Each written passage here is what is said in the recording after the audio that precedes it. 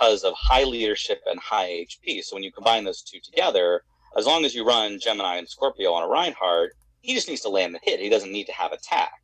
If he lands the hit, the tear space will do the damage. You don't need to worry about attack on him. I have bad news. What's that? The recording didn't start.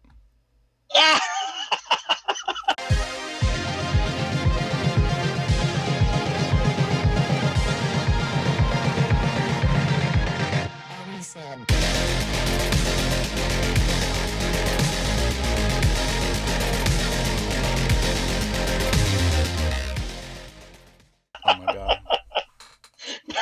we just went all the way through that. We just lost 20 minutes of interview. Oh no. Okay, well, we're going to kick it off from here. Greetings, Commanders. Welcome to the Zentown Heroes Arcs episode with FATCAT. Unfortunately, the first portion of this interview got cut off. So I'm going to give you guys a quick recap of what we already talked about. FATCAT is a Boss Rogers player from Dom. Dom is in the top 8. They're squaring off against FBI this week. Possibly today if this goes live on Wednesday.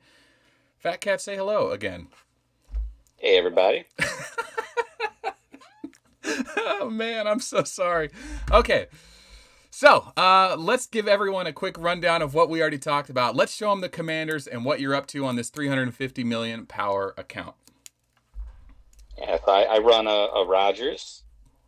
When I started several years ago now, it's been so long, I was an infantry main.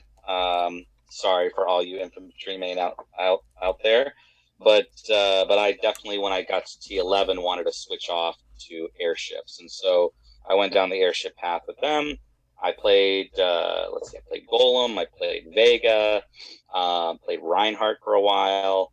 But then I ended up switching right back to Rogers again and tanked him up. Got past the million leadership, and I'm just shy of 1.2 mil now. All right, so you're 1.2 million leadership Rogers. You've got tier 12 HP troops, a full march. You also run 2 lieutenants. You said Dragon Slayer, Raymond.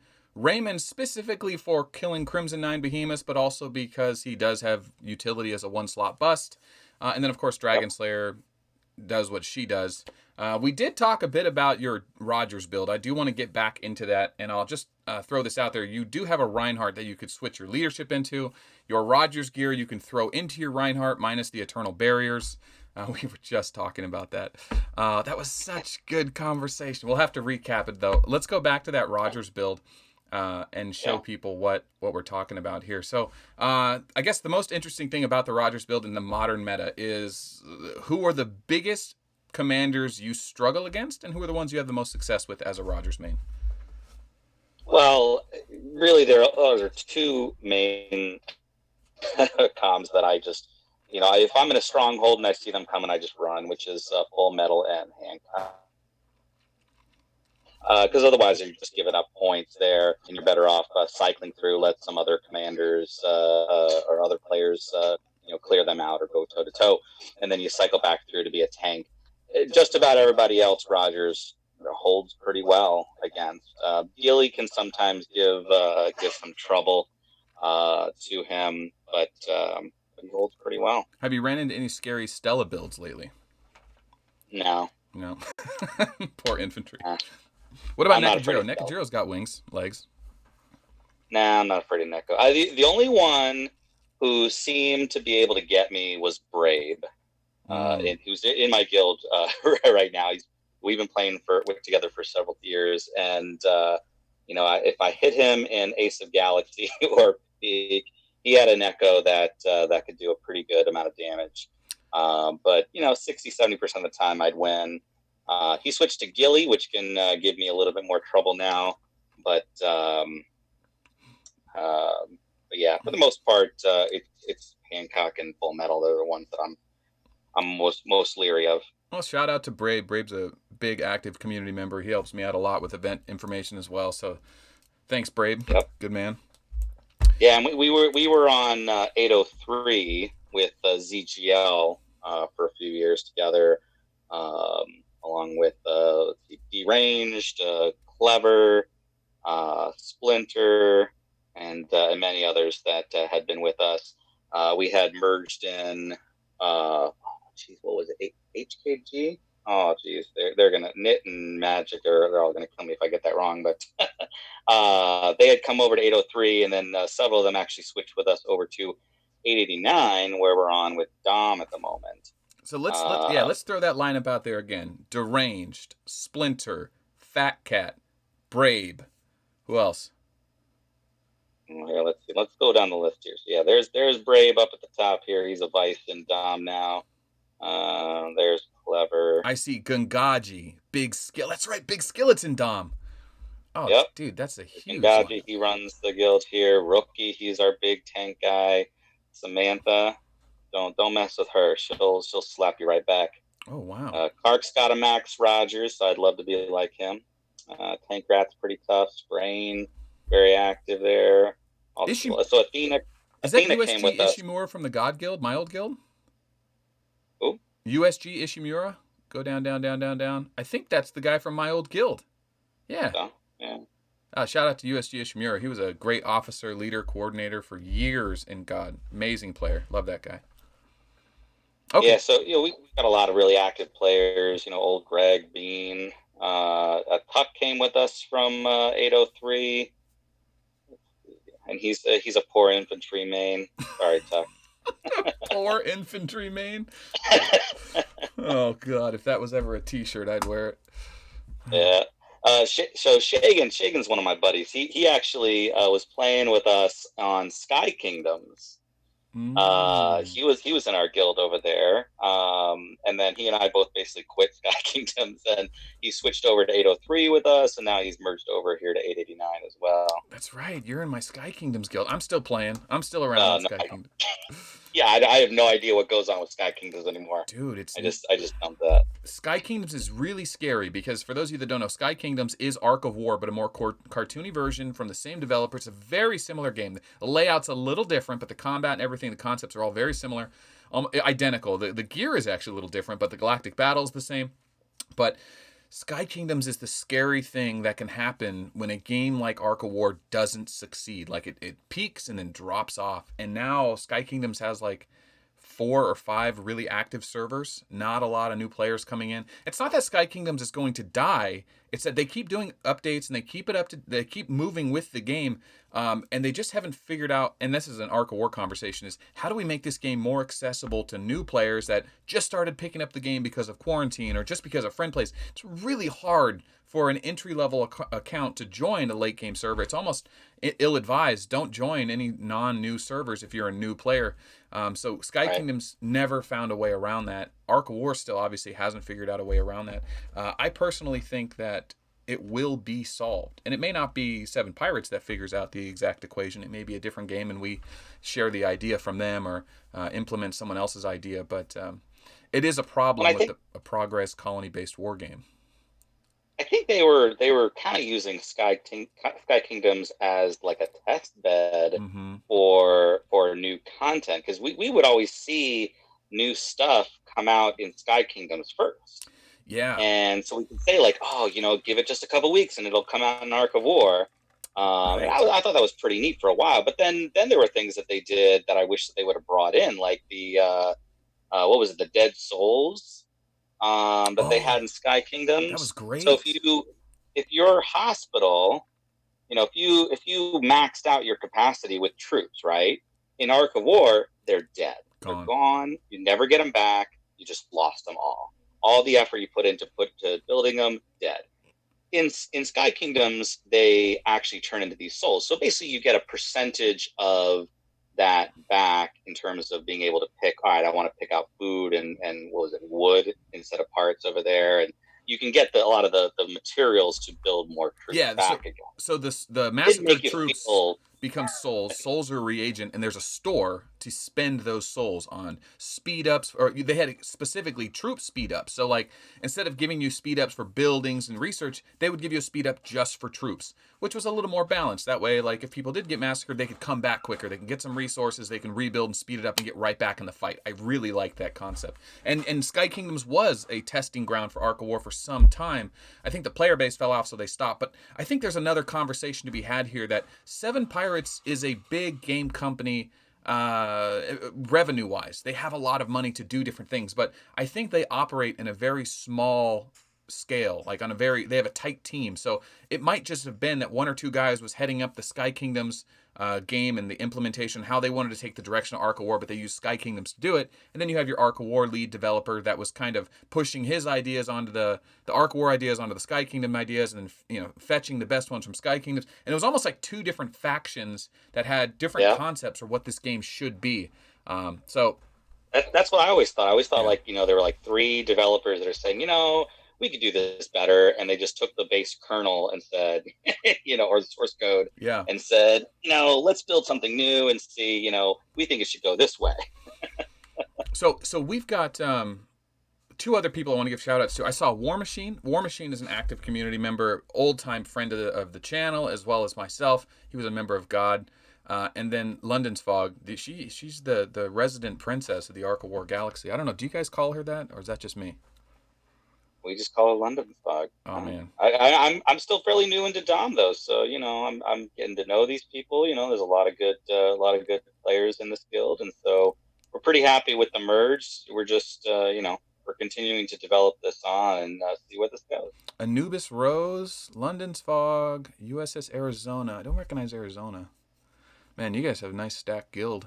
So that's really the story. Look at this. Dom stacked up, Gangaji in the lead. Really, I mean, I think of like different galactic battles in the past. We had guilds like Star, who was like, the guild to watch. Heavy community-based guild. Free Lollipop was there.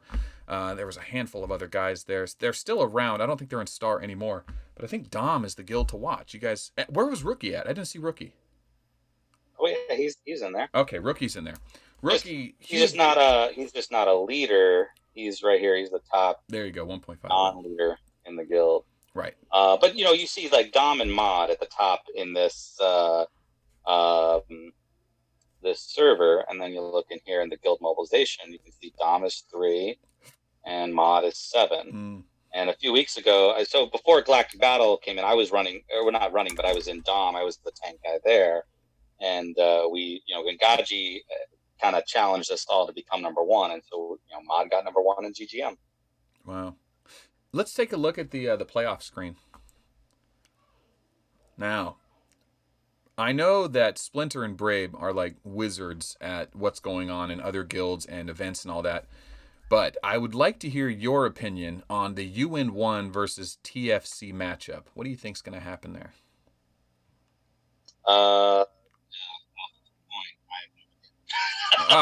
Your mic cut out.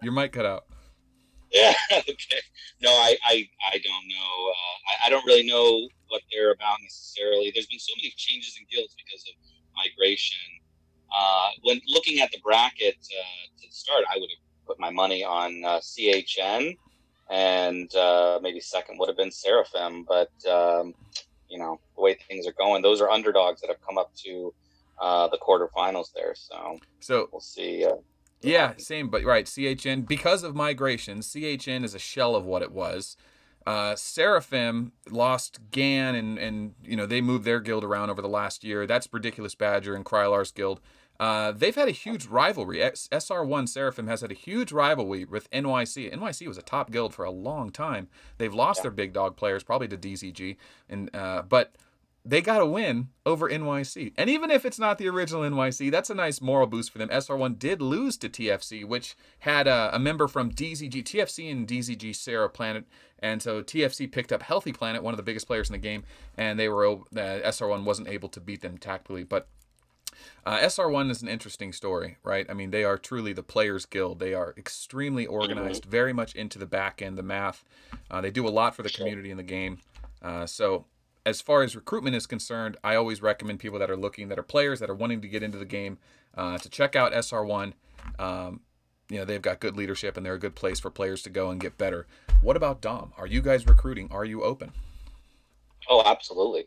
So when we see ourselves really in that top 4 lineup, I think just the way things shook out, where FBI landed in our corner of the bracket here, puts us in a tough situation. So we're going to have an all-out brawl against FBI this coming week here. we'll see who can make it into the top four there. But I would actually give it to them. This UN1 TFC match this coming week as being the the card match to watch. Because again, it's kind of this lesser known, where are they going to land now that all these migration happened before the playoffs here. So I would say this side of the bracket's going to be the fun side here.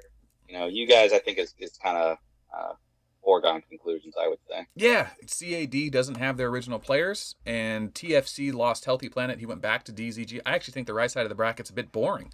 I think Win versus UN1 could be an interesting match, and I'm a bit scared because I've gone against UN1 many times over the years, and they are a very strong guild and organized. So I kind of feel like UN1 is the Asian version of Win, like they're not, well, maybe not Win. Win is probably the biggest guild. We're the biggest power guild, but they're very well organized, smart players, and they have a lot of big players, kind of like Dom right now.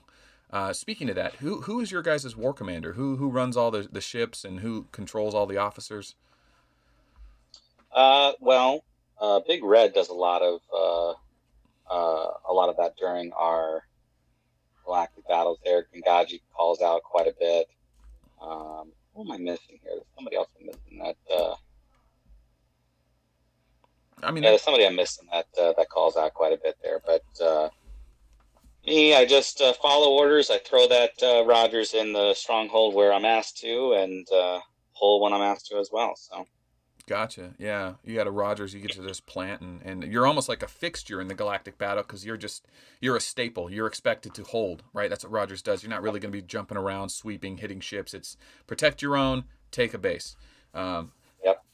Do you guys Brave does a lot of jumping, Tank Rat jumps, Rain jumps, Shagan jumps. Yeah. So I've been toying with the idea that our fleets, our 80 versus 80 battles, are worthy of having like a Discord setup where you have your main fleet organizer, and he's calling out the attacks, the defense, the sweeping, and the overall battle reports. So everyone under him, those other three generals, are on the same page. And those three generals that are in charge of the defense, attack, and sweeping fleets they're actually in other channels. So the main commander is in the main channel with his three lead officers. His three lead officers are each in their own channel, and in their channels are 6 more commanders that are in charge of 3 to 6 other ships, and then those commanders are in another channel. So everyone relays orders down through the chain of command as needed for their groups. I think that's like the best way to do this. I haven't seen anyone successfully organize it. Yeah. I don't know if it's practical. It's very military, but if it weren't that things move so quickly in Galactic battle, I think that we could probably run that. But we'll have to see if somebody decides to run that. Oh, man, who did I hit? I ran into Max Rogers and a Dragon Slayer. So yeah, as slow as Galactic Battle is in the modern age, with 6-hour games, it still does feel like a sprint. It still hold the main base for an hour, hold the side base for 30 minutes. It happens a lot faster than people realize. It's real easy to shape even with them boosting it up to 6 hours in total length, right? The strongholds are still 30 minutes. Mm-hmm. Yeah, and the base is still an hour. So what's the rush? It's to get that 30 minutes in the stronghold. That's what it is. Once you clear out vision on one side, it's easier to clear out vision on the other, and then you're basically won. Yeah, and like if you take 80 ships and have everyone send one army to the main base, you can literally sandbag just a free, 10 seconds per army, right? So if you go 10 seconds times 80 ships, divided by 60, you buy yourself 13 minutes of dead time. 13 minutes. If everyone sent a ship to the stronghold, then you'd only have to hold it for 17 minutes, and then everyone can just send a weenie and hold it without even having to win the fights, as long as they're already in there, because they don't get kicked out, right? If you lose too many fights, you can't send to it anymore, but anything that's already in there gets to stay. So, right, yeah, you can't see it, you can't send to it. Yeah, so in reality, you only have to hold the stronghold for 15 or 17 to 20 minutes, and then you can just send weenies. I mean, that's really fast. So it's like, should they increase the time from 30 minutes to 40 minutes? Or lower the time between battles from 10 seconds to 8 seconds? I don't know. I don't know if I even like the current format because the game feels so laggy in the Galactic Battle. 80 on 80 is a lot for a server request. And it does feel laggy. It feels like you have to move the screen away and come back to refresh the screen to see who's jumping around. If someone's jumping fast, you want to be able to catch them, right? By the time you refresh your screen, they're gone. Yeah, So, but that stuff is that's more back end server stuff that they can work on and fix. I don't think changing the time will make that better.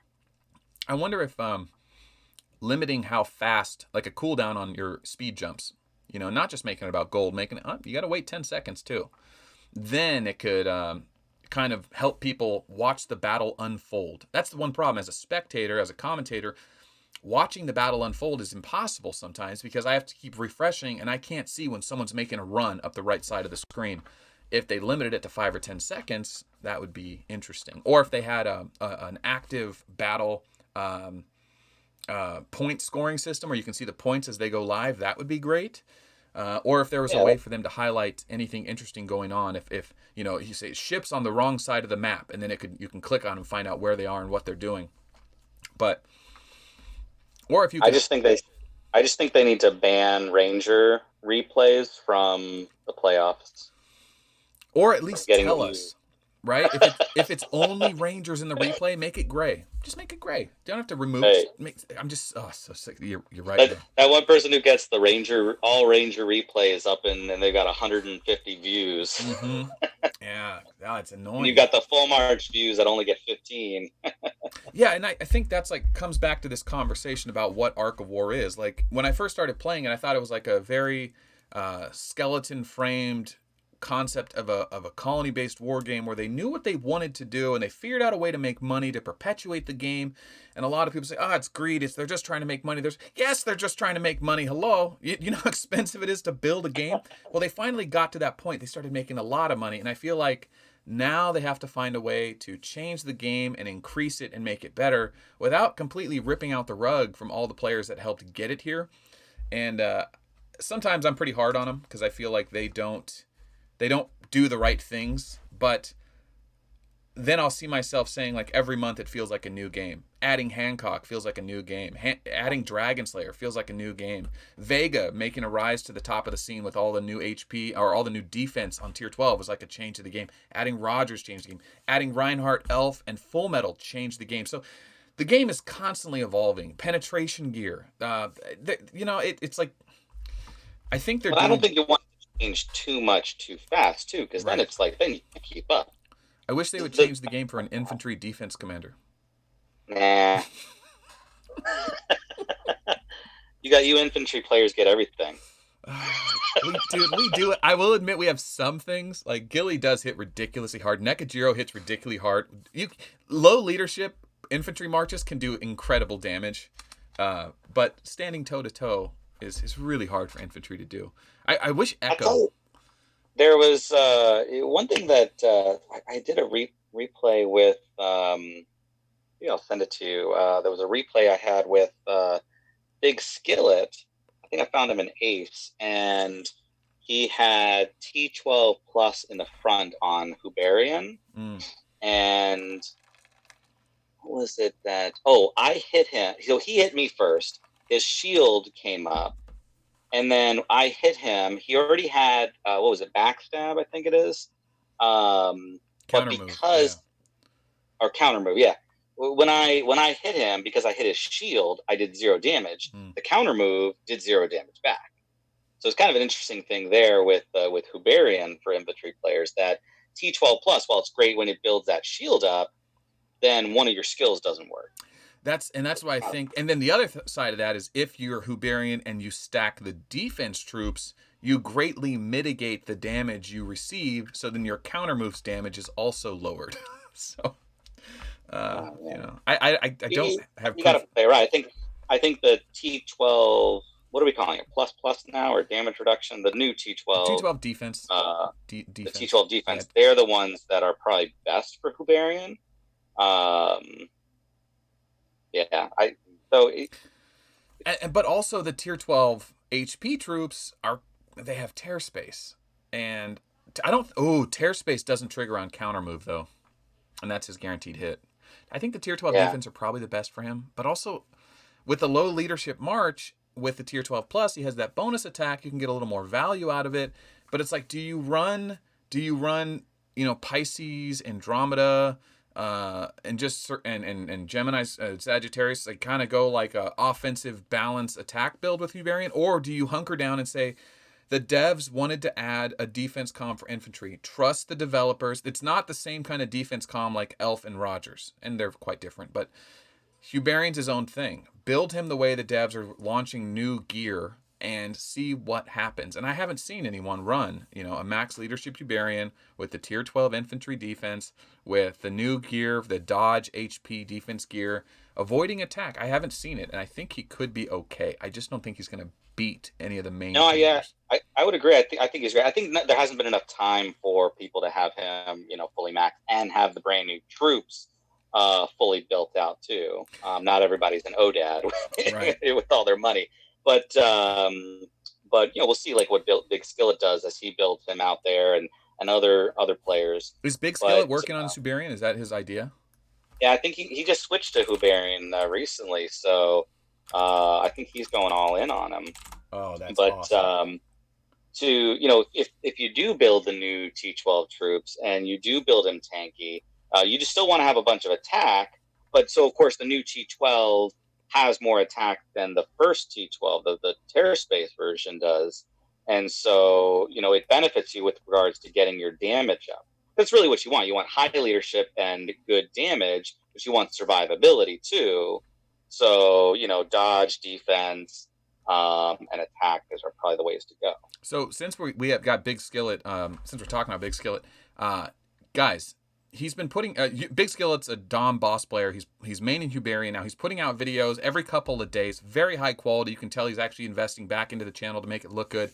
He's gotten progressively more views every video he's done. You can go to his channel here, click videos, and see what he's put out. So he actually does have some great stuff. I do recommend his channel. In the description of this video, I should have a link to his channel. If not, you can just search Big Skillet on YouTube. Give him a subscribe. Check him out. A lot of good things coming out of that channel. We should always support new content creators because I think he's going to put out some really interesting things about Hubarian and other things as they roll out. And he might be able to get event information out quicker. So yeah, check out Big Skillet in the description below, or just search him on YouTube. Okay, got the plug in. Okay. Yeah, it's channel content like that that's kind of it's kept me really engaged and involved with this over the time. So I thank you, Melt.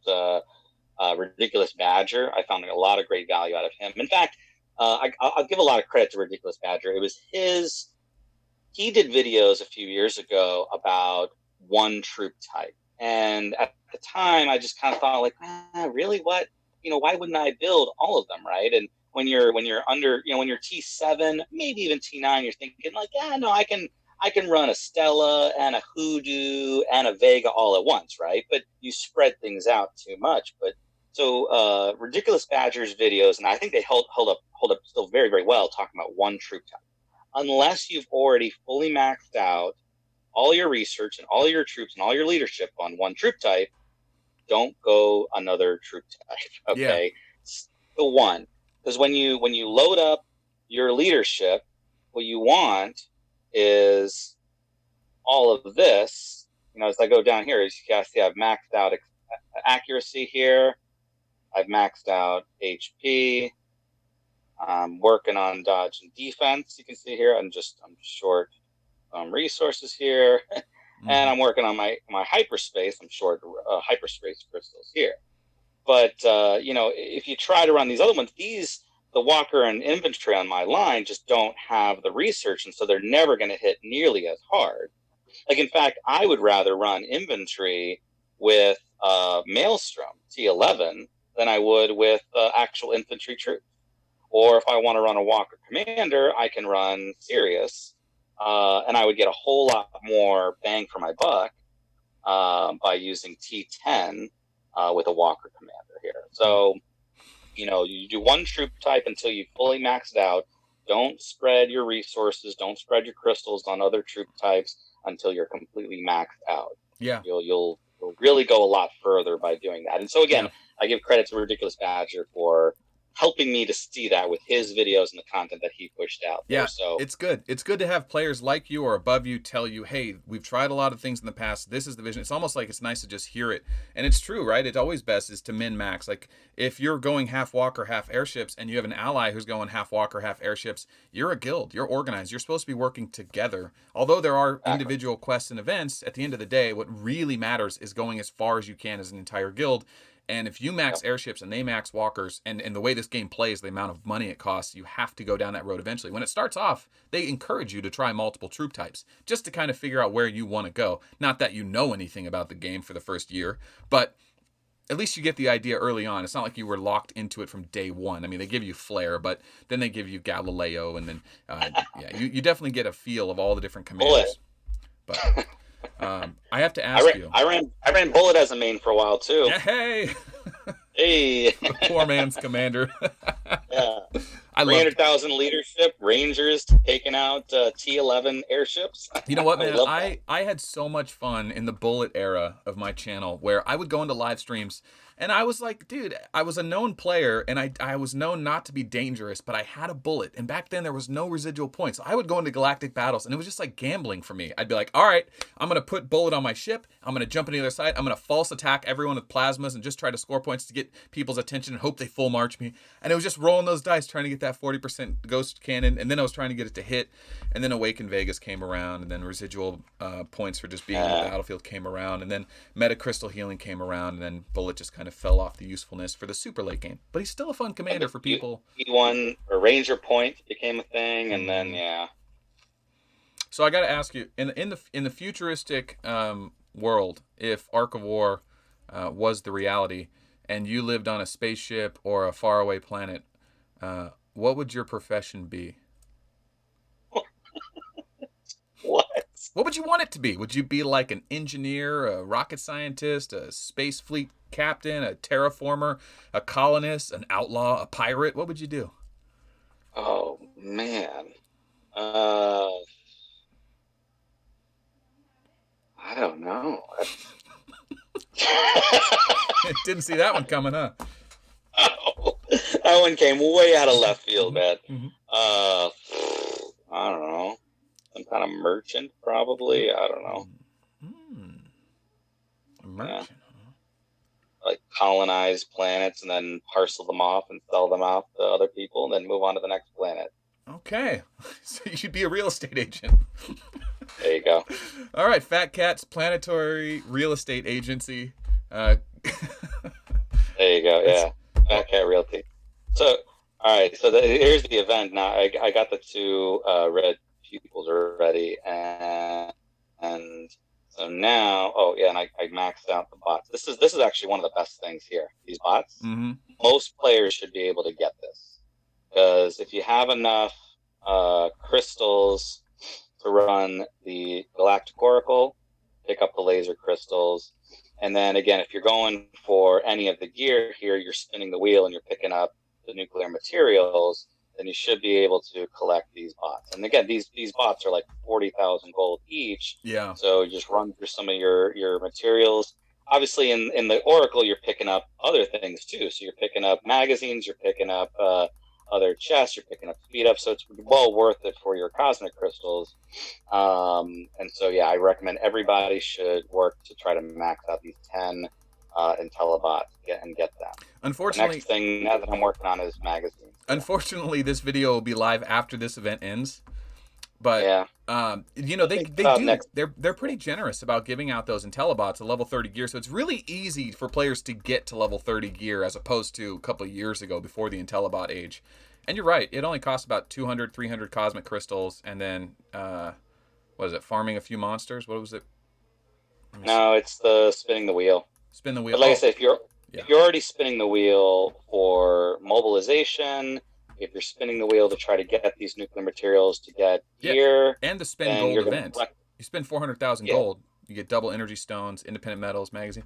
It only cost me 60,000 to spend 400,000. Yeah, spinning the wheel is by far the best right now for getting this gold use, because I did not have a million goals Right. when I started this event. But the nice thing is they've got this 4,000 gold that they loaded up in this event.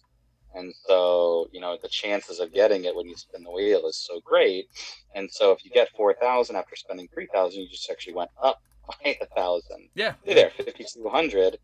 I hit this so many times that the net effect is in your favor there. So Yeah, the I've done videos where I spin the wheel, hundreds and hundreds of times, and usually it falls between, if I spend 3,000 to spin the wheel, I get back 80% roughly, usually 80 to 85%. So I still lose, but I still get a ton of reagents along the way, so it's usually worth it. yeah. Yeah, and that's just like one of those events that doesn't seem like a. Oh, I just got double 10 million food and parts. But I was just thinking, I didn't get the new helmet yet. I need to do that before this event ends. So while I'm on this stream here, I'm gonna grab the rest of those super equipment chests. It was 130, I think, for the super equipment chest. 125. Mine was 130. I'll do 120. Let's see what happens here. Yeah, 120 didn't do it. Let's do 5 more. There it is, 125. Okay, there's 2. Oh, okay. Why is it not letting me do 120? Are you maxing out on your inventory? Yeah, my inventory's maxed. No? Oh, yeah, it is. Okay. Bulk sale. Select all common. So there we go. I was running into being maxed. I'm like, where am I maxed at? And I finally I had way too many rifles. The blue ones or the green ones? Oh, blue one. Oh, green. Blue and green. I basically cleared out about 1,200 rifles that I had way too many of. Dang. Yeah, I feel bad for those players that didn't get the increased inventory speed or inventory space. There was a time for like, I don't know, six months to a year, people just contact me. How do you get more inventory? How do you get more inventory? I'm like, I think you just have to ask the developers in a message. I don't know. Hey, are the holiday chests useful here? No, I don't think so, right? No. Ran out of inventory space again. Okay. Clear out those rifles. I know, those damn rifles. Well, I don't want to get rid of the blue ones because I use them for crafting sometimes. No, I don't. What am I doing? I don't. Just like you'll get more, man. I know. You'll get more. Well, it's the Mark II ones. I got a lot of the Mark II stuff. Oh, yeah, no. So the Mark II are the ones that I craft. So I only craft the light and heavy Mark IIs, and then when I spin the wheel, I get the regulars. Well, strange. Just as you were talking, Army sent out a mail. Apparently he got Hyperspace Research 9. Congratulations, Army. Okay, that was random. All right, I should finish this. But back to the interview. Going into Galactic Battle Season 10. FBI is the challenge. If you guys beat FBI, you got to face off against DZG. I mean, that's a hell of a first run. I mean, that's a hell of a run for Dom. What's the furthest you guys got last season? I don't know. I wasn't with them last season. So how did Dom? I was with ZTL, and here, let me see. So here, season 9. Where's Dom? There we go. Dom's on the top right. They lost to FBI in the round of 8. That's still quite good, and this would be a repeat of last season. So Dom loses to FBI season 9. Now, season 10, FBI versus Dom again. Assuming FBI has the same players, but Dom is way more stacked, and it's possible FBI's lost some players. So there's a bit of momentum. Wow. So if you go into, where is it here? Go into the rankings switched now, but basically you saw 967 and 869. Up until April 30th, we saw it everywhere. 967, 869, 967, 869, and that was FBI and DZG. Nice. And so basically, FBI and DZG got a ton of migration before the playoffs started. So the FBI now is different than it was last season. But of course, again, last season, one of the things that was happening then was the migration during the playoffs. So I was in ZGL. You can see at the bottom right, we made one round and then we lost to NYC. That was a pretty tough match.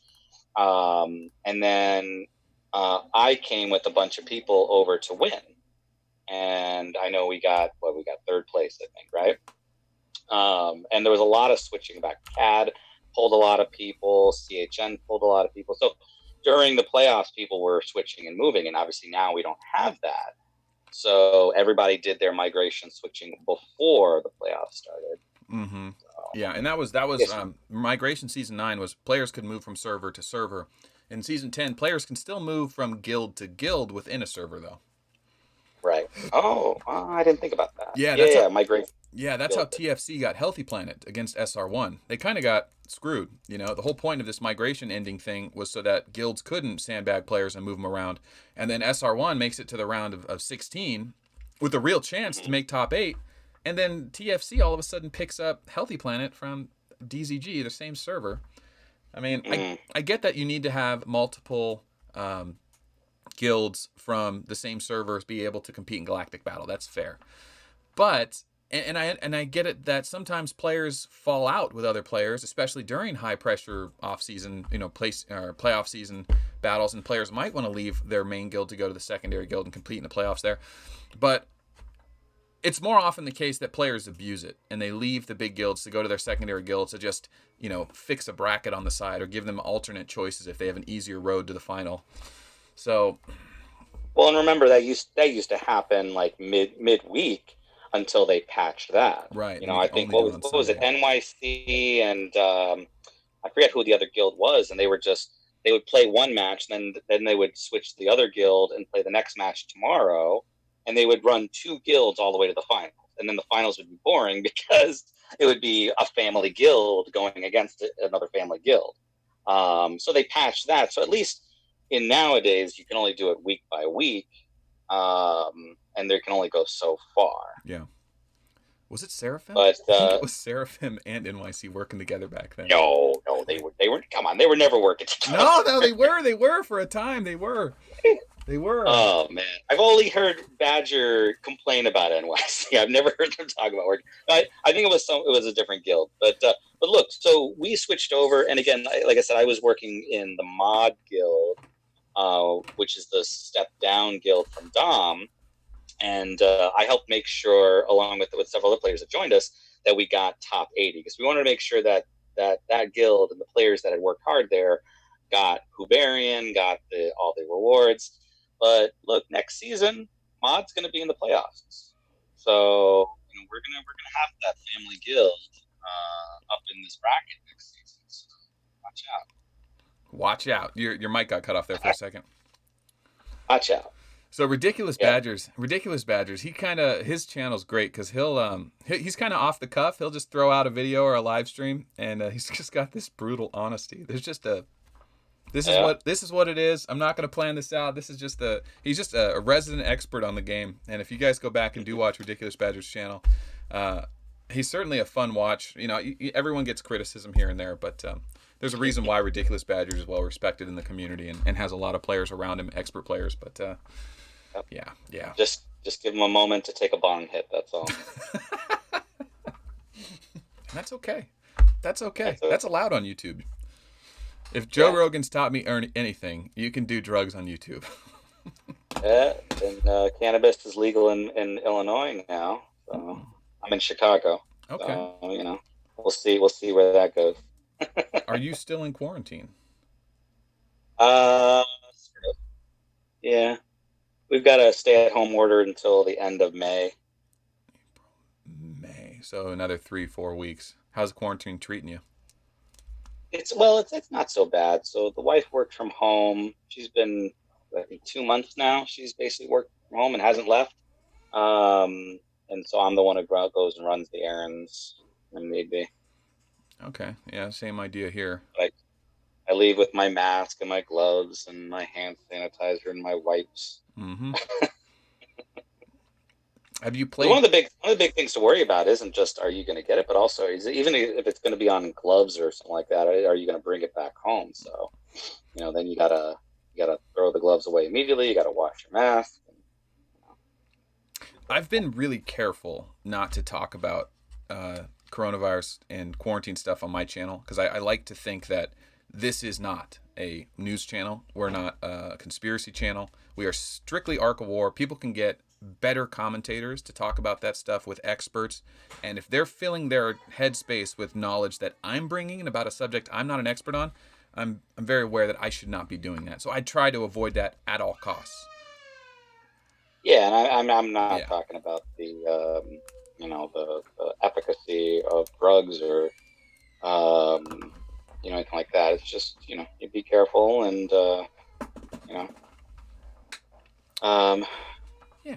yeah, Yeah. Yeah. just be So careful. the one thing that I found really interesting is like with Arc of War, there's only so much you can do. I mean, in a day, there's only so much you can do unless you want to spend more money. So I've been playing other games. I've been trying other games, and I'll just say that some of them are a lot of fun, but they fizzle out really hard. They just don't have staying power. I played Fallout Shelter for I don't know last month. Realized that after you figure out the balance and the moving of troops, it's not that hard anymore. So then I played the survival mode, which is quite a bit of fun. It's just brutal. You just get your ass beat all the time. If you start doing too well, they just overwhelm you and kill you. They also have a pay to play, pay to win aspect as well if you kind of want to give yourself bonuses, but they don't. And what I've learned is that Fallout Shelter, in a weird way, kind of plays like Arc of War. You get, even though you're playing survival mode, you check the survival mode, and you can throw away the game and start a new one at any time. You almost feel like because you put so much time and effort into this base, into this game, into this ship, whatever you want to call it, this shelter, as you start to take damage, as you start to lose, what is it called, dwellers, residents, you feel like there's a need to rebuild your base back to what it was, and then protect yourself even more. And that impulse drives you to look at the sales. So you log into the game, and say, "Hey, we got a sale going on," and you just lost 5 dwellers. Arc of War has a very similar draw. You get hit, you get zeroed, you lose your resources. You've been farming for 6 hours. You want to get it back. You want to punish the guy who did it. Of course, the difference is in Arc of War, you can't restart your game. Well, you can, but not really. So, have you played any other cell phone games? So this is the only game like this that I will stomach. Other ones that I play are more like puzzle or brick breaker type games or tower defense type games, things like that. Are you a strictly cell phone gamer, or do you play on PC or an emulator? Just on my cell phone. Really? So you'll go into a galactic battle on a cell phone for hours and hours and hours? Yep. Wow. Did you know that my first live stream ever, and some live streams going on after that, maybe a dozen, I actually live streamed them to YouTube from my phone? Was it your phone or your tablet? I did eventually get a tablet, but my first live stream, I got my little phone out, and it's just sitting there, and my little head's in a little circle, and the phone's like heating up real hot, so I had to take the case off of it. I had it directly plugged in. I remember your tablets you kept complaining about because it kept it would freeze up and you have to reboot it, and they were overheating. Yeah. And then there was like, when am I going to get a new tablet? And then you finally got it on your PC, and then you finally built your workstation. Archimedes Station. Archimedes Station, yeah. The thing about this, the evolution of your channel is kind of follow the evolution of the game. Yeah, that's the weird thing about this channel is that I look back on it and go, God, why did I wait so long to learn how to edit? Why did I wait so long to learn how to green screen? Why? The truth is like necessity compels progress, right? I didn't need to do any of that. No one asked me to live stream. I did it just because I wanted to. I wanted to go out and interact with people. I wanted to have this stuff saved for the history books. I wanted to try out the YouTube thing, right? It's still a thing. Like, I'm not a young, I'm not a teenager. I've watched YouTube over the last 20 years or 15 years really become what it is today. And I never thought for a second I would do YouTube videos. That's just something I wasn't really into. I've always thought, like any person that's on social media, like, hey, maybe I'll post an image and people will like it and I'll get likes and shares. And then I quickly learned on Facebook when I was in college that I really don't care what other people think of what I'm doing or what I look like or all that stuff, because I wouldn't get the right responses for the effort and things. I wasn't interacting with the right people. And I guess this is my message is, if you're a person that embraced social media and ultimately failed at it, like you just didn't get the results you wanted, you didn't get the responses you wanted, it's not because you're not interesting, and it's not necessarily because your content was bad or low quality. It's because the audience you were pushing it out to wasn't receptive to what you're doing. Not everyone has the same hobbies or interests at the time that they see that content. And what this channel has allowed me to do is really just kind of be myself. Like I hide behind the glasses and the helmet a lot of because it helps me just talk to the camera, but also because I don't want it to be about, my face. I don't want it to be about my eye expressions. I want it more to be about the voice, the content, and what's on the screen. And by doing that, I found a lot of players that are interested in what I have to say in the content of what I'm saying. A lot of people don't give a shit, right? Family members, friends that don't play the game, they don't give a shit about my channel. They don't want to hear about it. I don't tell them about it. I mean, I don't go into detail about it. But then there's this other side of it where I'll post a video and I'll go into the line chats or the discords and I could start up a conversation with anyone that knows everything about my game history. They know everything about the game I play. They're experts too. And I can all of a sudden have this amazing conversation with somebody like yourself that knows way more than anyone I know in real life. And I would have never found this if it wasn't for YouTube. I would have never found this unless I put myself out there. So I would say that I didn't have a lot of success in social media finding people that had shared interests until I just started making the stuff that I wanted to see. When I started making the stuff I wanted to see, I found the people like me. And that's... Yeah. That's the and I'd say vice versa, because I think there are people that then watch the channel that get more engaged with it because they hear somebody else with similar interests and talking about that. Then they go out, they practice it, and they bring back information back to you, and then you can incorporate into the next video. Mm-hmm. So I think it's circular, and it can we build upon each other there. Yeah, that's like the community building project. I never read books on how to do this. I'm sure there are some relating to how to build a community, and it could relate from a video game to an actual, bed and breakfast that starts up in a small town that becomes a shop, that becomes a farm, that whatever. But the players they're an asset, right? And like the players that I bring into this channel viewership aren't most all of them. I'm recruiting players to YouTube that never watch YouTube every day. I'm bringing new viewers, new eyes to YouTube. Like you look at guys like PewDiePie, and I don't want to name off all the channels I watch, but a lot of their viewers are basically just the people that already watch YouTube every day. I wouldn't say that PewDiePie and these guys don't bring on new viewers. I am sure they bring on way more new viewers than I do. But what I'm saying is that the majority of my viewers on this channel, and have for the last 3 years, have been people that don't watch YouTube every day. That they play a game and now they're willing to watch YouTube because it's an asset for them. It's not just entertainment. There's something here they're getting from it. And ultimately it familiarizes them with YouTube, how to use YouTube, how to find other creators. And now it brings them into this platform, which also tears away at the mainstream media, tears away at cable, and brings people onto the online world of content creators. And I think that's one of the cool successes, is I'm helping build this thing instead of just scavenging other people's viewers. Yeah, YouTube's great for content and information, really for all different kind of interests there. Yeah, it's funny because YouTube is actually the second largest search platform behind Google itself. Wow. Yeah, and I've never watched anything PewDiePie's done. He supposedly has a ton of the more viewers than anybody else, or subscribers, but I haven't bothered. PewDiePie's he's the second most famous person in the world, and most people have never heard about him. It's so weird that 100 million people follow him, and there's still 8 billion people on the planet. Still not that many. Donald Trump probably being the most famous, but PewDiePie, what fascinates me about PewDiePie is that he's not a very good communicator. If you watch actual professional commentators, Tasteless and Artosis, or typical sports commentators, they have a colorful control of the English language. They can talk about metaphors almost on a whim, and they can just come up with them in their head and they throw them out there and they're funny. PewDiePie is really just an exciting face that cuts his content up really well, and he makes long form videos. So he's a great person to just watch. If you have something else going on, or if you just want to see what he's up to, he can be like a friend to you that you have a lot of inside jokes with. He makes a lot of memes within his own community, floor gang, whatever it is. It's always something new. He has like a cyclical rotation of new memes coming out all the time. And I don't want to like disparage what PewDiePie's done. I think the guy's absolutely amazing. His work ethic's out of control, and really he's the number one frontier pioneersman that is shown what YouTube can do.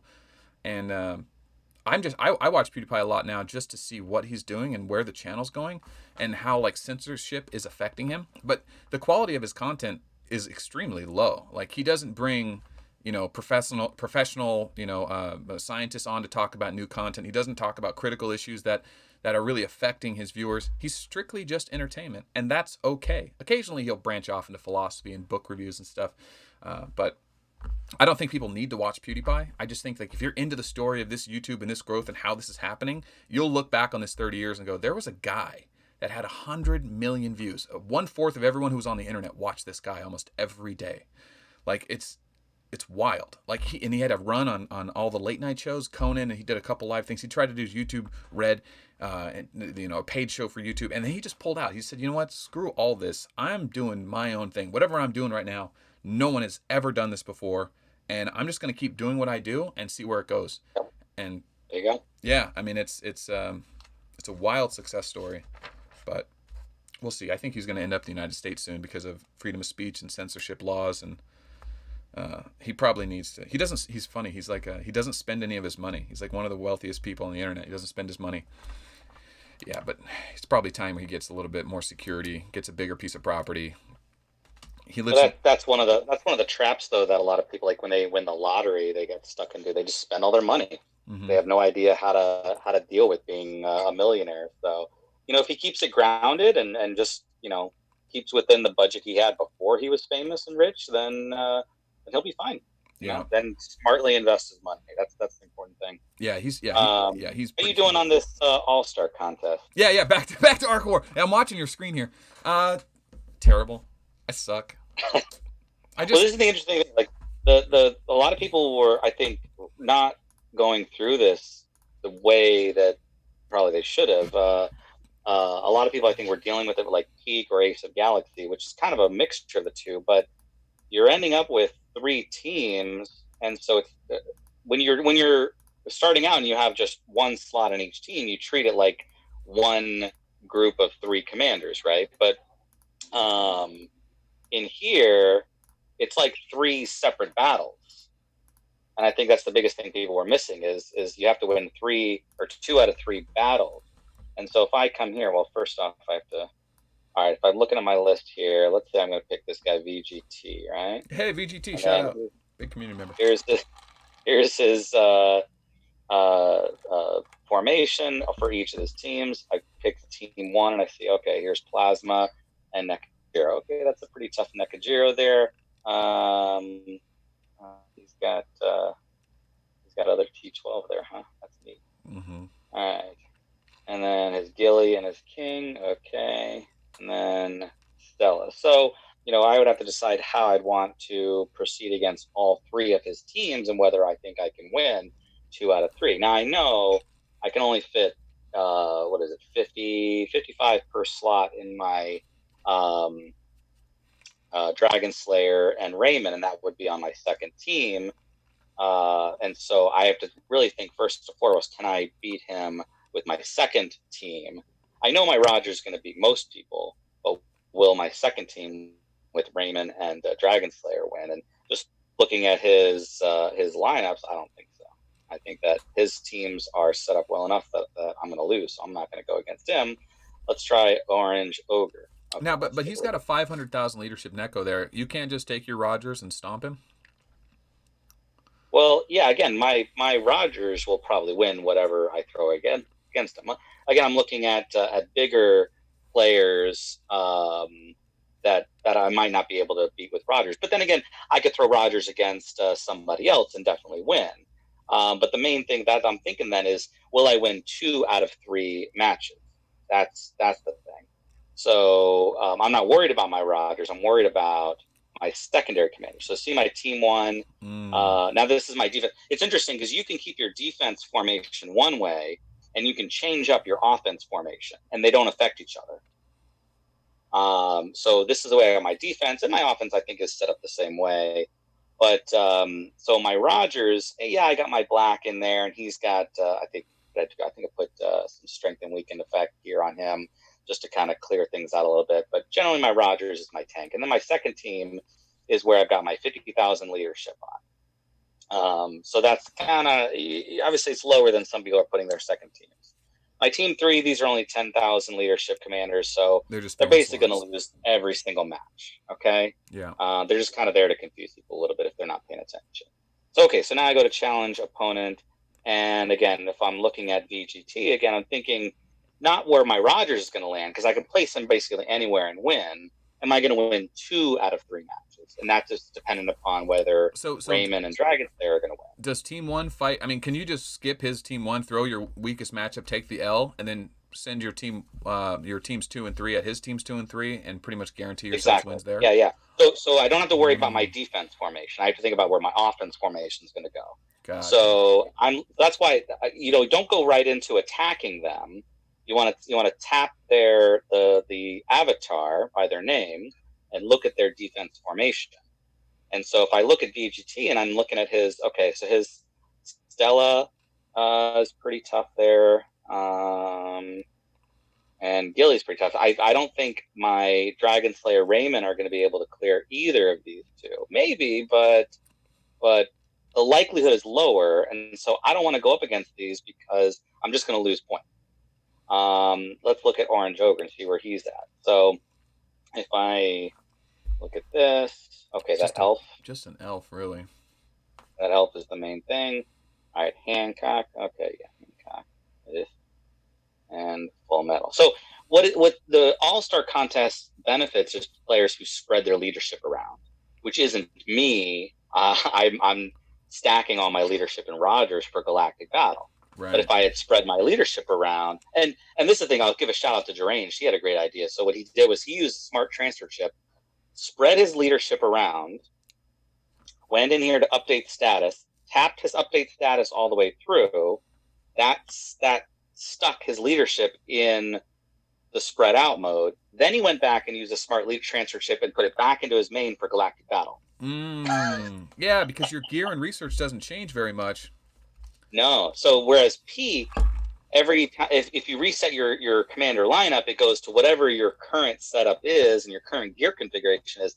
This sticks it based on when you update your status. And so if you change things later on, then like here, if I go to equipment, you can see here. So I have to do a video on that. Darn it. I did a lot of consolidating of gear during the equipment upgrade, and then all this on the right was all cleared out. It was all like empty because all my previous configuration was gone.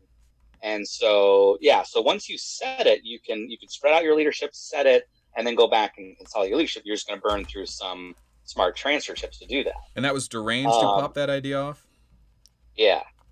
So if I look at Orange Ogre, let's see, what am I going to do against him? Nah. What about this? Did Deranged do a video on that? He should do a video on that. That's his idea. Yeah, I'll prod him. Okay, elf. All right, I can probably get through this elf. I can get through that Rogers. I can get through that Stella. Okay, so the question just is who goes where now? So I got elf.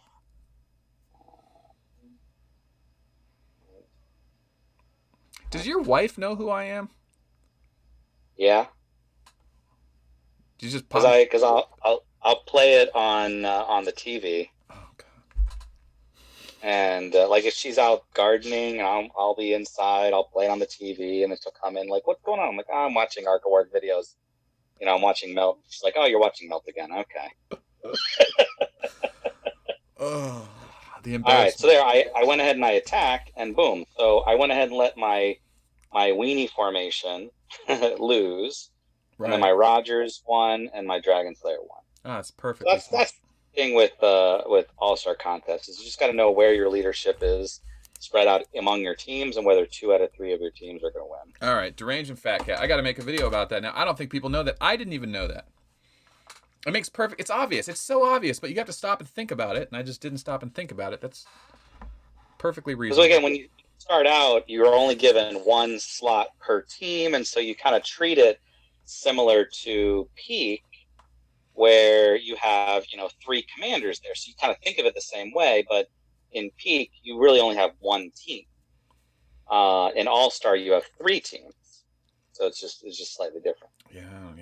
That's good info. You got any other tips you want to share with the rest of the community while we're here? Oh, wow. Putting you on the spot. No, that's cool. No, I mean, simple things like I prepare early in the week for guild mobilization. When the gear building or gear crafting is. So early in the week, I'll look at what gear do I need to make, and basically I'm looking at the blue, the rare. Is it rare? Yeah, rare gear. And I'm thinking, okay, how can I even out the green gear, the common gear, to make sure that I have enough to go ahead and mass craft. And so I'll go from here. Like, okay, I've got 255 light pistols and 25 light pistol specs. I'm gonna need some of these, and I'll just grind out. Whoa, you have a lot of mop-up tokens still. A bunch of these. So you didn't burn through your mop-up tokens in that last exchange event? No, I did. Just got them back. Know how that happens. Yeah, I did. So anyway, so that's the main thing is, getting prepared before guild mobilization. And so having these stacked up. And if I run out of inventory space, then I'll take some of my blues and turn them into the golds. But that way I have enough to be able to run the purple gear and get maximum points. Wait. Unlimited crystal 200. Go back to that? Oh, yeah. It burns hyperspace crystals back down to unlimited crystals. When did that happen? About a month ago. In one of the patches. Oh, I'm trying to click your screen. Yeah, no, they added this in maybe a month ago. I forget exactly. But this is good for any of the players who aren't T12 that are still trying to burn into T9, T10, and even T11. You got a lot of upgrading to do, and they're just sitting on their hyperspace crystals.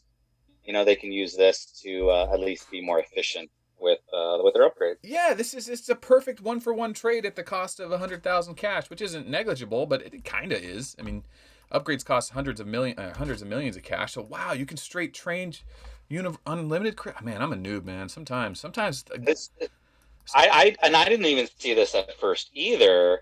I kept seeing in line chat some of the smaller players that are maybe 40 million to 80 million, somewhere around there. They're saying, oh yeah, I need to change my hyperspace crystal. I'm like, what the heck are you talking about? And then I go and say like, oh, look at that. Wow. Well, but they were really excited about it because again, a lot of them, they'll pick up these hyperspace crystals, especially like from Peak. right. They're getting them daily and monthly. They're getting hyperspace crystals, but what are they going to do with them unless they're T12? So, this is a great way for them to, build up faster with stuff that they've been collecting. Yeah, unfortunately for me, I need those hyperspace crystals because I decided to get the tier 12 defense troops for the sake of the channel, and I burned all my crystals that I was going to use on my upgrade there, but not useful for me, but useful anyway. That's cool. That's really cool. I'm surprised it took them so long to do that, but I can't. I've been building hyperspace crystals or unlimited crystals all week. How come I didn't see that? I will tell you though, giving feedback to the devs, I know it seems sometimes like, well, are they actually doing something there? But, they do actually take, feedback into account. I don't want to take full credit for it there, but I know I actually sent them, my idea was to, drain leadership from one commander to put to another, and probably at some kind of a cost, right? And they respond back like, that's a great idea. Mm-hmm. And then next thing you know, like 2-3 weeks later, we had the smart transfer tip. Like, oh, wow. All right. You FATCAT, know, claiming credit. No, honestly. no. They created something different than I talked about, but it was like, you maybe even give them a kernel of an idea, and then they run with it and they build something new out of it. So, right. They have a Monday meeting. Everyone comes in. All right, new ideas for the game, ideas that are good, ideas that are bad. What do we got? What do you think of this idea? And ODAD, I think, is the one who primarily gets credit for the stars, because he was complaining a lot to them about the burning through a melange when you get up over 30. And so now that we have the stars, we at least can have some kind of like the souls we were talking about from Sky Kingdom. You get a little bit of return on the reagents that you burn through. So and obviously it's support that we're talking about. We're not actually talking about the devs. Wait. Can you say that again? What do you mean? He did what? Well, because I remember I thought it was on the Zentown Heroes episode with you. He was complaining about the burning through a melange, and he was saying how he was telling the devs he was complaining about that. And then next thing you know, we got this star program came out. Oh, where like you get, if it's all or nothing on your upgrade equipment. Yeah, so now, if you burn melange on an upgrade and it fails, it moves the star slider up. Gotcha. So this is what he's talking about. I didn't try to do this the other day. Wow, and use Lucky Star. And if you say use Lucky Star in the checkbox, they'll tell you how many stars do you need to upgrade it from 30 to 31. Well, I need 3 stars. And I have so it's kind of like having bots, but it's a return on your spending of melange. Okay, so if I click use Lucky Star and then click upgrade, it says you don't have enough Lucky Stars. If I uncheck Lucky Star and I do the upgrade, I got the level up. Wow, 23%. I got it. All right, let's try again. There you go. Level up failed. I got 18% of a star there. So assuming that is constant, which let's try it again. Ooh, I don't have enough melange. If it's constant, 18% each time, is it constant at this level? No, so it depends on how, like, what the success rate is and how much melange you're using on that upgrade. Obviously, the higher up you're spending more melange. If you fail, you lose the melange, but at least it moves the star slider up. So eventually you get some type of return on it. Yeah, so here's the idea. Look, it's level 31, 20% success rate. If I upgrade and fail, I get 18% of a star. Okay, so if it takes 3 stars to use a Lucky Star to upgrade it, if I failed 15 times in a row, I'm guaranteed to get it. That's nice. Yeah, but so in the past, you just cringe at how much melange you burn through, and it just fail. At some point, you'll end up just getting it, though.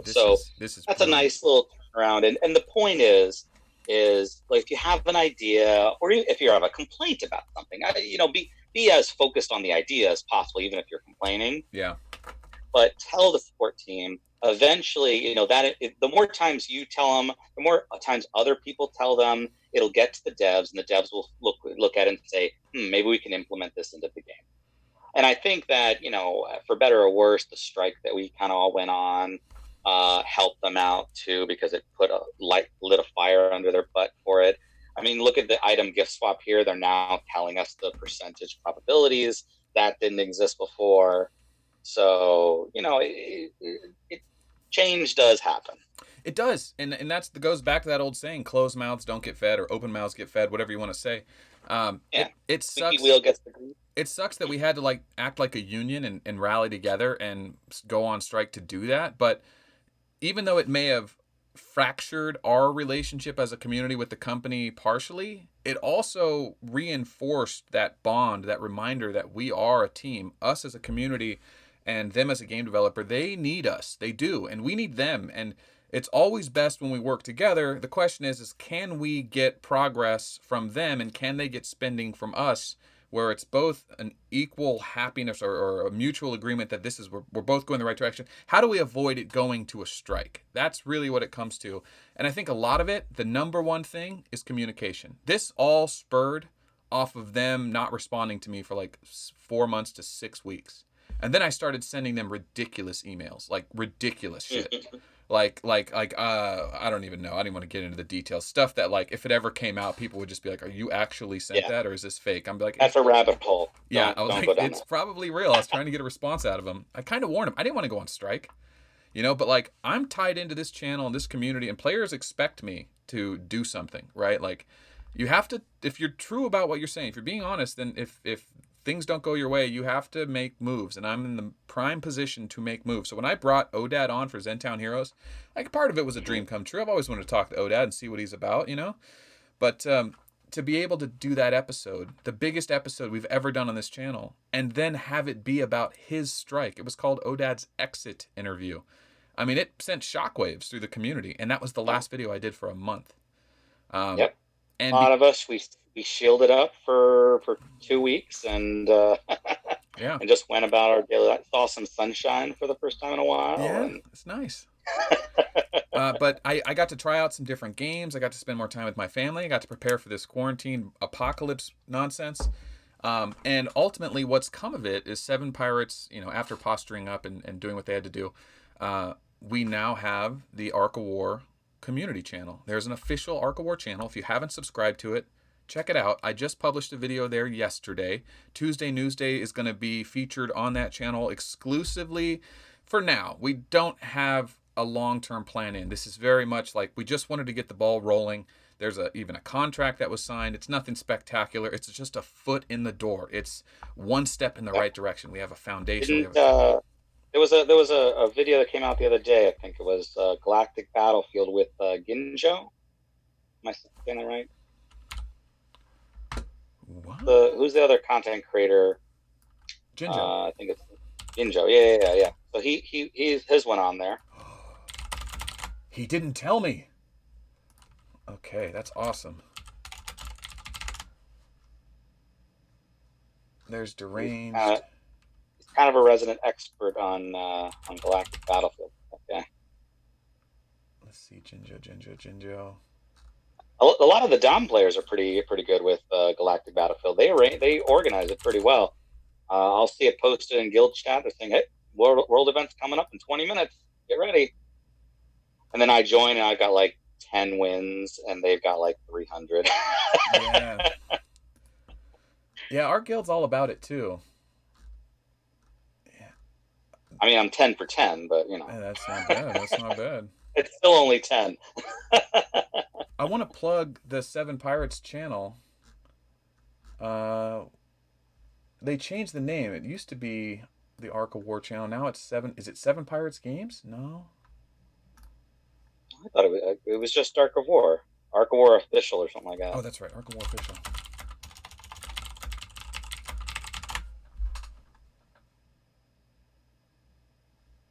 If you search Arc of War Official YouTube, one of my videos comes up. That's funny. Let's see.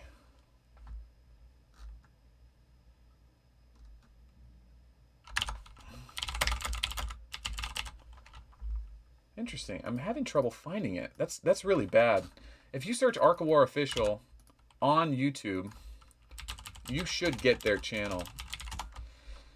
And the fact that mine comes up, there's the Arc of War Official. I got it. Okay.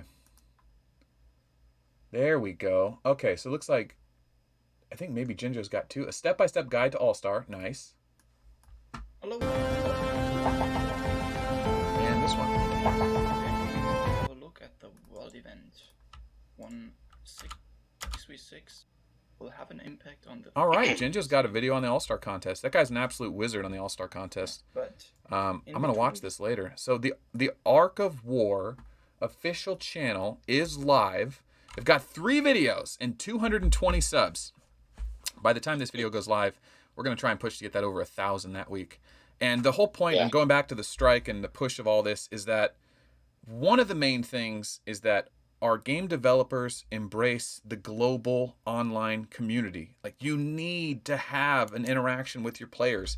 Maybe not hand holding. You got to be careful with how much you embrace your community, because that can get toxic. But there's got to be constant flow of new content. As new players come on, as new players are looking for information, if you have this huge game that only has videos from just random people, I mean, not to like throw shade, but there has been some content creators that when Arc of War first came out, they put out some just terrible videos. And like, if you click those videos and you start seeing like an expert in the game talk like, you know, he's in like a dusty cellar, and he's talking through a tube, and there's no face, and the game looks old and the quality's bad. That's not the first impression you want of your game. As a game developer, you really need to put out new art, new media, new cinematics, and bring on players and experts that talk about the game with passion. Because no matter who you hire at your company, they will never be as passionate as the players that have been playing for years. So we've got that. We've got the Arc of War official channel. I'll try and put that in the description below. Check them out.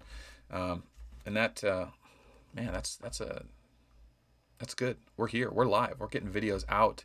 Arc of War official channel is a thing. I think this will just spawn into more channels. I'd like to see this turn into programming. If my Tuesday News Day is every Tuesday on this channel, and Jinjo puts out new Battlefield videos, or if he wants to go down an equipment upgrading path, whatever he wants to do, and that goes for Big Skillet and Badger and whoever else wants to put out videos, if this could be the thing, that would be awesome. So, yeah. That's kind of what my strike turned into, is getting this off the ground. So that's exciting, man. That's really exciting. Yep. All right. So, man, that All-Star Contest, how to arrange your troops is great information. The Lucky Stars equipment upgrade, I can't believe I didn't know that. What a noob. Anything else you want to drop on this interview before we wrap it up and get back to normal life? Oh man, I'd like to know more from other people what they think this red pupil is going to be most beneficial for. Obviously, I got a couple of them in this event, but I'm not totally sure if it's going to be best for Rogers or if it's something I'm going to be banking on down the line. Okay. Yeah, let's theory craft it. Go ahead and highlight it. I'd be curious if other people are using this Holy Grail much. I haven't found too much use for that really either. So let's talk about the red pupil. Leave it right there, just like that. So red pupil at level 30 gives 160 dodge, 160 accuracy, and 80 HP. That is the same stats as the gift of the Valkyrie. Well, no, it's not. It's actually less. It's less. It's 4 out of 4/5. So 20% less than gift of the Valkyrie. But gift of the Valkyrie is only HP. Gift of the Valkyrie, obviously super high level. Definitely meant for anyone using tier 12 HP troops. Comes at the cost of attack damage, which is fine because you're using a lot of tear space damage here for commanders like Elf and Reinhardt. So what commanders are going to be using the red pupil? Well, someone who doesn't use tier 12 HP troops, right? So someone who's going to be using the tier 12 attack or the tier 12 defense. Dodge is good. Not getting hit is good. Accuracy is good, but that means you need to be getting your damage on some other hits. So normally if you're running accuracy, you want tier 12 HP with the tear space damage. But if you're not going to be running the HP gear, then that means you're probably not going to be running the tier 12 HP troops. So you're probably not going to be running accuracy gear. So where do you get value out of red pupil? I'm wondering if this would be more of an infantry piece of gear. Because infantry lives off of dodge. Something like Stella needs accuracy. So all right, check out what about Hancock? Hancock's not using tear space damage. He does rely on accuracy. He has to land those hits when he lowers all that defense. There is some dodge and HP, which is nice survival for him, but that accuracy is a big deal. It's a good balance piece for Hancock. I could see an argument for that. Yeah, I'm just wondering. I'm wondering if there's better accuracy. I mean, if you go pure accuracy, you can get with the what's it called, the mini Death Star. Yeah. I think I burned mine a while ago. Eye of the Abyss will give you crit damage, but you got to be careful for crit with her. Red Pupil as an infantry commander, maybe Stella in penetration gear with tier 12 plus troops or tier 12 attack troops. Well, see, Eye of Abyss. Let's come back to Eye of Abyss. It's only front row accuracy, and at level 30 is 120. Yeah. The Red Pupil at level 30 is 160 accuracy total. Mm-hmm. So Red Pupil is better than Eye of Abyss. Mini Death Star would have more stats. Yeah, I got it on mine. Yeah, so if you're looking for accuracy, I guess Mini Death Star would be the best one there. But this is good, mixing that dodge and accuracy. It's the dodge part of it that makes me think of Walker. inventory more. Yeah, Walker also runs a little dodge, right? Even like their original, what is it? The Invincible chest has dodge on it. Yeah, but I'm thinking of the base troop stats, because obviously the base troop stats for the inventory have dodge in them, and so when you add on gear, you're just multiplying it higher. Right. And so you have to have guaranteed hits to go against an infantry commander with that. So if you have enough high enough dodge level, use something like this, and maybe awaken dodge for another 600%. A good infantry commander could do pretty well then. It bothers me that dodge doesn't scale. It's an all or nothing thing. While HP and defense you get value out of from mitigation all the way to the top, as well as HP for terror space damage. Dodge just doesn't have that for any comms. Well, it's just a matter of overcoming the accuracy. The biggest problem with it, I think, to what you're saying there, is that somebody can scale up their accuracy, but if somebody has too much dodge, then it overcomes it. But the one thing anybody, even with zero accuracy, can do is just have a guaranteed hit. The guaranteed hit skills negates dodge completely, which is Right. what really sucks. Right. Mini Death Star. I'm just trying to find silver linings for you infantry commanders, trying to find something to help you out. Well, I think Red Pupil definitely could work on a Hancock build, but I mean, infantry doesn't really run accuracy gear because Nekajiro and Gilly, they rely mostly on. So let's say Nekajiro and Gilly have guaranteed hits. They're probably not going to need the red pupil, right? They're probably going to want more damage. Stella, on the other hand, could benefit from this accuracy, dodge, and survivability if she's running penetration gear, but it opens up the door for other commanders. Mysterious Warrior, maybe. Definitely not. Hubarian, probably not, because he's going to be relying on that counter move, but it's only a 40% skill. I don't like Hubarian for this yet, even though I think it's supposed to be for him. That's part of their idea. But what about commanders like Fabian? Fabian can dramatically lower the defense of her opponent, stack up a little bit of attack, and could be something here. I don't know. Fabian is like a dark horse one, because most people don't recognize this. So 40% chance to trigger. The defense will decrease by 1% until the activator's next turn. Yeah, mine's only 48 and 60. I was working on her. Unable to recover HP is nice too. Mm-hmm. Which what is that? Cepheus, I think, does not able to recover HP. Yeah, and who else has a HP disable? Galileo? No, Grievous? Not able to recover HP, and so having that in an infantry commander, going up against like an elf, for example, who's constantly healing themselves, or Reinhardt, that ignored defense or what is it, reduced defense? Yeah, I think it was reduced defense. I go. My Reinhardt's S-class now. Let's check in the comments below if you got an idea what to use the red pupil on, if you disagree or agree with what we said. And of course, use the comments for any questions you have for FATCAT, or make comments on anything that we said in this video. The community and myself are pretty good about reacting to the comments or responding to them, so it's definitely an interactive place you can get involved in. That being said, let's wrap this thing up, FATCAT. Anything else? Support Melt on Patreon. Support Melt on Patreon.